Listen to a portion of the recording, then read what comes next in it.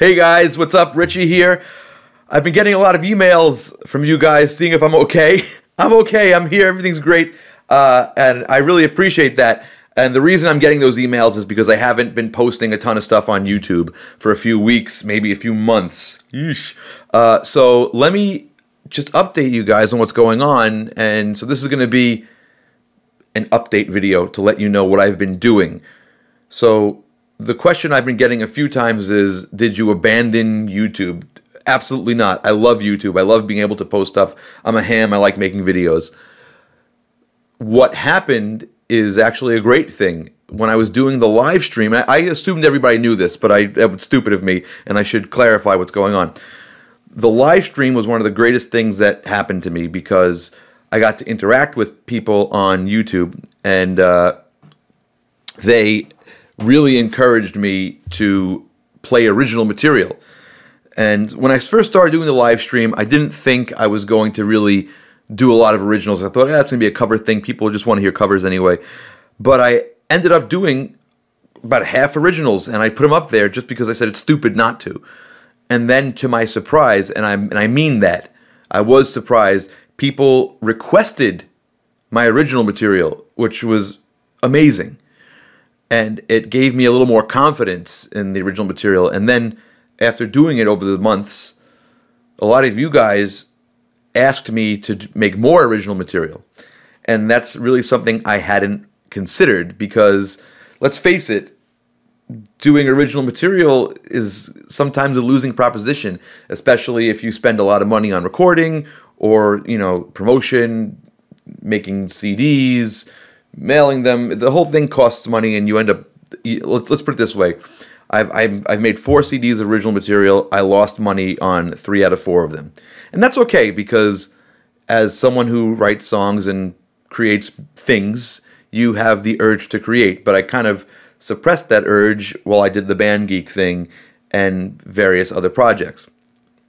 Well, after doing the stream and seeing the reaction and getting the encouragement from people interacting with me on the stream, it showed me that it was time to make more music and to do something new. So instead of just recording an album, I kind of wasn't interested in doing that. I have a bunch of songs, like I have that tune, She Used to Be Hot, and I have a bunch of songs like that I could do, and that's something I can always just put out later on as a kind of low maintenance project. But if you know me, if you follow this channel, you know that I have to go all in on things, and I make everything a big production. So that's what I did. So this is how this started, just so you guys know what's been going on.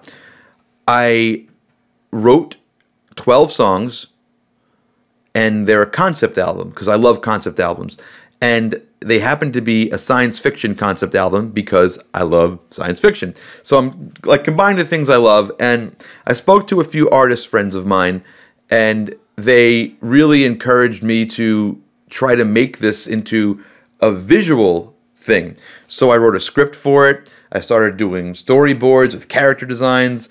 So this kind of morphed into an album, to a concept album, to a musical, into an animated movie, which is what I'm trying to make now. So I'm actually working harder than I've ever worked on anything, and I'm working every day on this. I've already started recording the music. I've had people like, I'll tell you who I've already had record, and I'm going to save a few things. I don't want to spoil anything yet, because this is all going to be released. I'm going to do like a release video and maybe a Kickstarter, because this is ridiculously expensive. But I've had John Michelli play drums on this. I've had Bobby Rondinelli, Jules Rodino, Dennis Leaflang, Andy Ascalise, Randy Jenkins. I have, I'm singing. I have a few other guest singers. I have Joey Kibble from Take 6. And you guys know, if you've seen my Spread Love video, that Take 6 is one of my favorite bands. I love those guys. And I have a lot of amazing, talented people contributing to this project. It's huge. The drums are done, acoustic guitars are done. I'm in the middle of guitars. And this is one of those things, and so are a lot of things I'm working on, that there are a lot of moving parts going on at once. I've been having meetings with animators and concept artists because the visual part of it is something that's kind of beyond me, but I really want to do it. And the way I've written this is that they go hand in hand. It's the visuals are not an afterthought. Like I was literally sitting there with Pro Tools open, composing music while I had the Word document open, and I'm writing the script. And I'm counting out bars. I'm going, okay, at this point, this guy's over here, and he goes over to this chick, and this happens, and the music points it out. So I'm like scoring almost while I'm writing the script. The process is happening at the same time. It's insane. It's ridiculous. But anyway, that's one of the things that's going on. And another thing that's happening in the midst of all of this is something great. I started a partnership with Federa Guitars, and they built me a completely custom instrument. And a few of you got to see that on Instagram or Facebook, or if you came out to see the Blue Oyster Cult shows.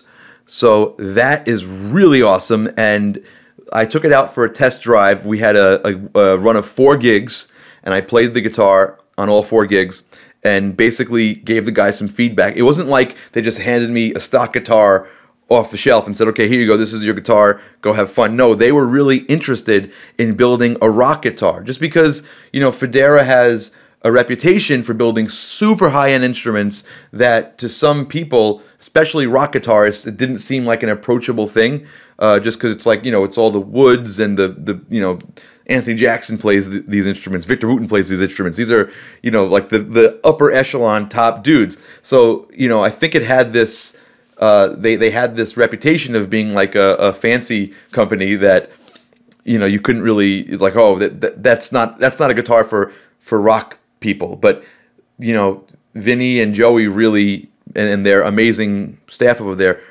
really made me a rock instrument that screams. But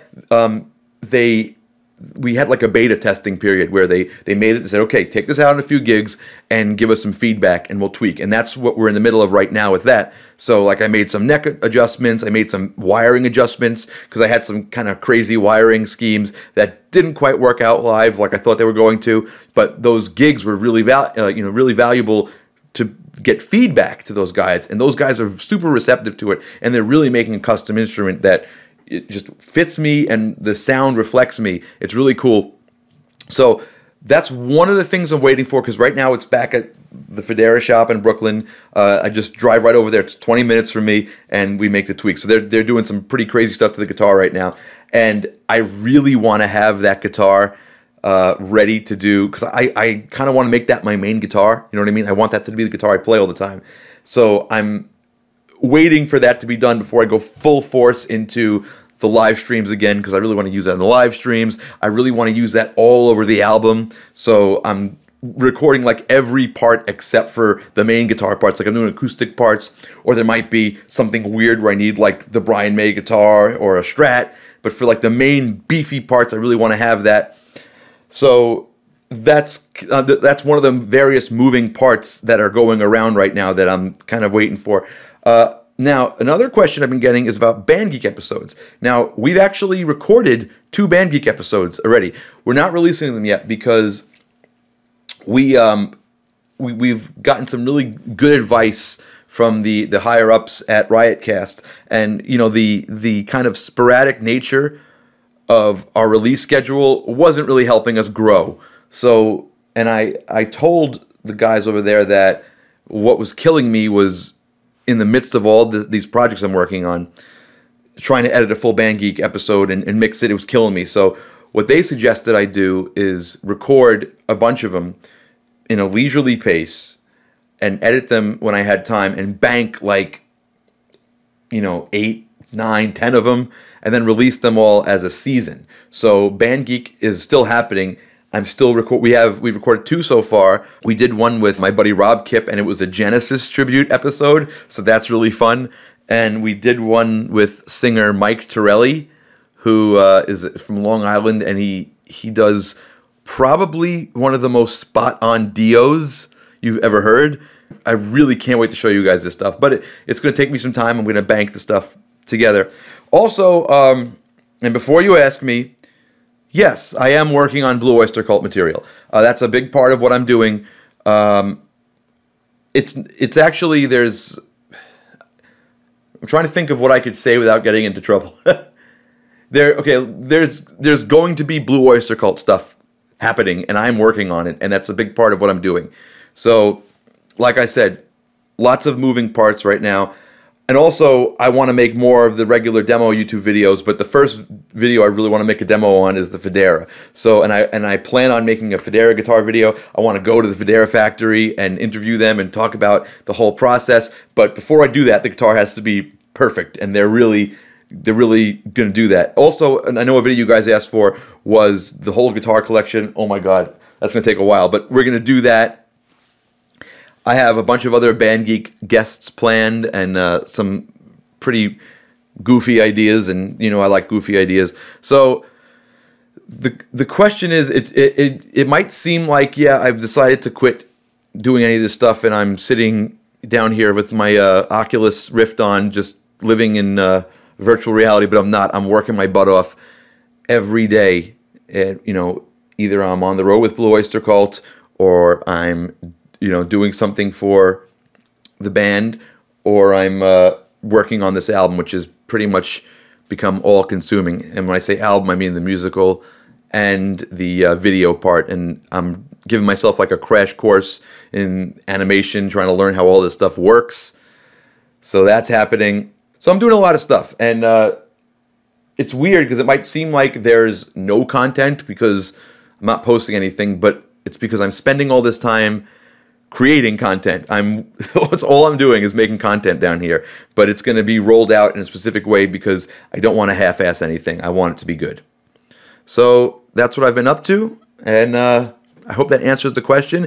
And thank you guys for being patient, and thank you guys for supporting what I'm doing, and thank you guys for encouraging what I'm doing, because I wouldn't be doing this ridiculous project if it weren't for you guys really making me feel like I should do it. And let me tell you, I'm pulling out all the stops. I'm doing this as best as I could. This one's going to take me a while. I have two things happening at the same time. I have the music, which I'm pretty far along in recording.